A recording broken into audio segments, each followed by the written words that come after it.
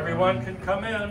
অবসরে যাচ্ছেন Wisconsin supreme কোর্টের বিচারপতি অ্যান ওয়ালশ ব্র্যাডলে। 7 সদস্যের বিচারক প্যানেলের খালি হওয়া আসনে প্রতিদ্বন্দ্বিতা করছেন রিপাবলিকান সমর্থিত ব্র্যাড শিমল ও ডেমোক্রেট সমর্থিত সুজন ক্রাফার্ড। উইসকনসিন সুপ্রিম কোর্টে এতদিন উদারপন্থী বিচারকরা ছিলেন সংখ্যাগরিষ্ঠ।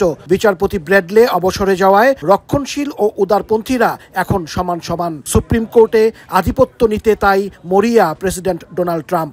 উইসকনসিনে বসন্তকালীন এ ভোটে অন্যান্য পদের তুলনায় বিচারকদের এ নির্বাচন তাই আলোচনার কেন্দ্রবিন্দুতে। নির্বাচনে বিপুল পরিমাণ অর্থ ঢেলে বিতর্কে জড়িয়েছেন ট্রাম্পের ঘনিষ্ঠ প্রযুক্তি বিলিয়নিয়ার ইলন মাস্ক। ইতিমধ্যে তিনি ব্যক্তিগতভাবে এবং তার সমর্থিত বিভিন্ন গ্রুপের মাধ্যমে $20 মিলিয়ন বেশি অর্থ খরচ করেছেন। একটি ভোটের জন্য সুপার প্যাকের দেওয়া পুরস্কার ঘোষণা করেছেন $1 মিলিয়ন। মাস্কের এমন কর্মকাণ্ডের বিরুদ্ধে আইনি পদক্ষেপ নিয়েছেন উইসকনসিনের অ্যাটর্নি জেনারেল। গুরুত্বপূর্ণ এই নির্বাচনে পিছিয়ে নেই ডেমোক্রেটরাও। তাদের পক্ষ থেকেও নির্বাচনে অর্থ যোগান দেওয়া হচ্ছে। দুই দলের সমর্থিত প্রার্থী সহ সব মিলিয়ে নির্বাচনী প্রচারণায় ইতিমধ্যে $100 মিলিয়ন বেশি খরচ হয়েছে।